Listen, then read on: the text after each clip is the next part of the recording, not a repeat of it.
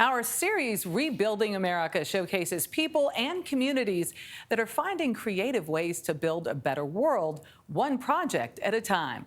Today, we introduce you to a San Francisco couple spreading flower power. On their first date ever, they planted an aloe bush, and that was the seed which inspired a project to plant native wildflowers in empty lots across their city. Lilia Luciano got a lesson in so-called guerrilla gardening, which benefits both nature and us. With pink water guns adapted for seed dispersal.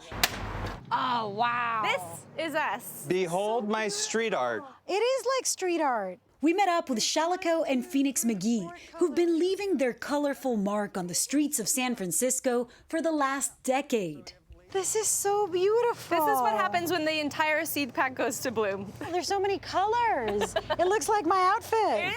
Shalico, who runs a production studio, and Phoenix, a landscape contractor, are seeding a little joy, one planter at a time. These are fun. The self-professed guerrilla gardeners plant native wildflowers in forgotten spaces, on streets, in vacant lots, even the grounds of the local police station.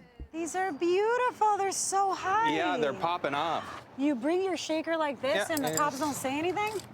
They say thanks for the flowers. Aww.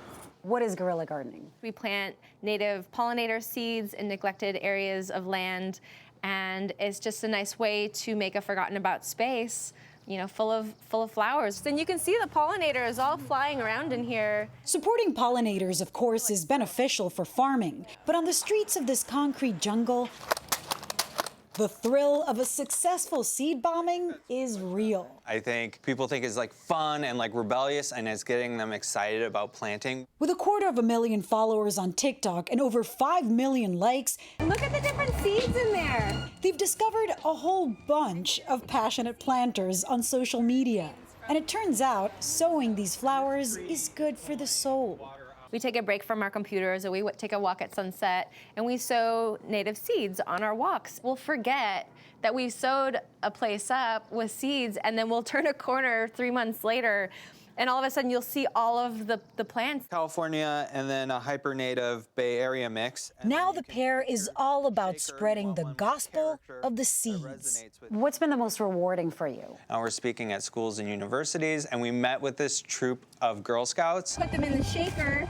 And taught them about native wildflowers. They dressed up as bees, and we taught them about pollinators and just the benefits of that. And it's just introducing the next generation to this, and sort of getting them in touch with nature. They were so excited. We gave them all little shakers, and then they were running around with the shakers and dressed as bees. It was really beautiful. It all stems from their desire to brighten up the city and bring smiles to their neighbors' faces. Do you guys still get very excited every time we do this? Every time. It never gets old. What's it feel like to walk by and see this? There's always something that we've planted blooming. So it's just kind of heartwarming. I feel like you can feel it. People call it our magic trick, but it's nature's magic trick. We're just helping it along. For CBS Mornings, I'm Lilia Luciano in San Francisco.